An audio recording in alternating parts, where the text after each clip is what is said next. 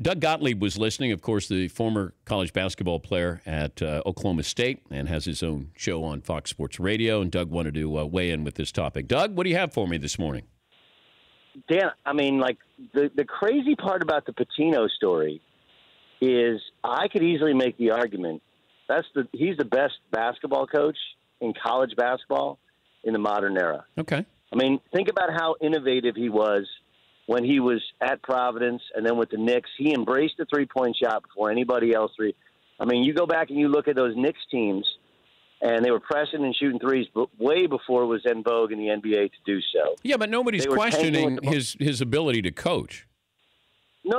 I'm not either, but I think it's going to be an amazing tale to tell, maybe in 10 years, how much of how this thing ended overshadows all of the incredible good or the innovations that he's not going to be. He's a Hall of Fame coach with a couple national championships, and yet, considering the prostitution thing and now this, it ends in shame, and like rightfully so.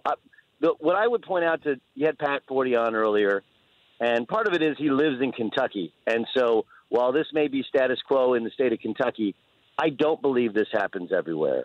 Matter of fact, I know for a fact it doesn't happen everywhere, and I think the percentage is far, far lower.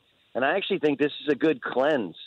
And it's like I talked to a couple coaches. My brother's an assistant coach at Oregon State, and he's like, not only now do we not cheat, and we don't. But when people ask us for stuff, the great thing about the FBI coming in is we can say, dude, I don't want to get arrested, so I don't need anything.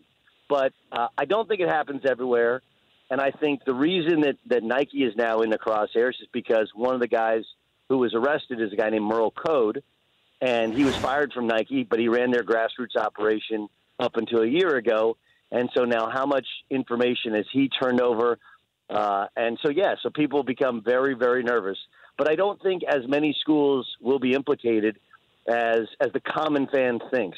There are plenty of schools that do it the right way, and those ones are not only sleeping good at night, but this is a chance to kind of clean up the college basketball game, and more than anything, the grassroots basketball game. Yeah, but you're saying, well, it's not going to be everybody. I got Arizona, number one team in the country. I got USC, a top 10 team. Oklahoma State, top 10 team. University of Miami, Louisville's a top 10 team. These are all the good teams, and they're doing it. I would think if you're not a good team, you would be doing this. These are the guys who are already good and have good teams. Explain that. Well, that's the part that doesn't make sense.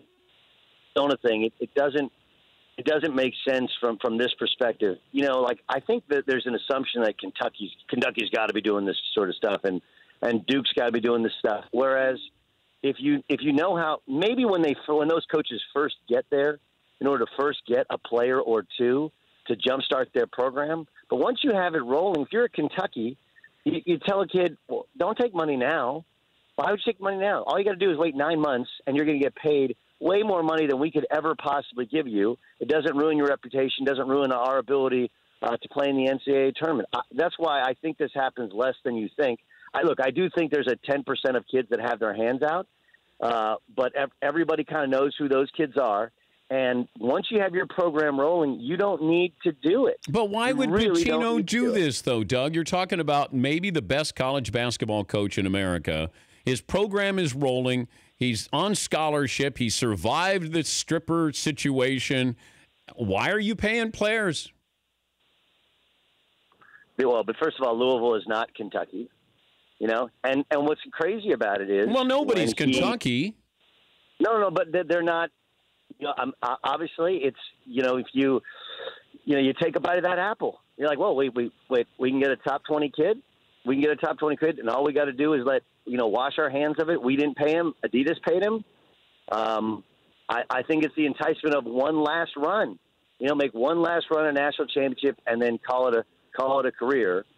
And I probably think that's probably how they've always done it there. I mean, the difference here is if you read the indictment, there's Coach 2. If he's Coach 2, who had direct knowledge that this was going on, Louisville is going to be punished far more severely than if he had plausible deniability, and the only reason he was fired was because, as you pointed out when you started your show, Dan, at some point, enough's enough. Enough bad publicity for Louisville. They have the rights that they can show cause and fire him.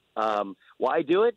I mean, I think obviously because you get greedy about winning, and you think if I can just get one more top level kid, all of a sudden that energizes my program in recruiting. He didn't have to, though. He could have simply recruited guys that are going to play 4 and 5 years, won a national championship at Louisville, be super competitive, but maybe not win the whole thing. And obviously, this is what greed does to you. Doug, we appreciate you calling in. Thank you. See you, Dan. All right, Doug Gottlieb, Fox Sports Radio. The Dan Patrick Show, weekday mornings on Audience.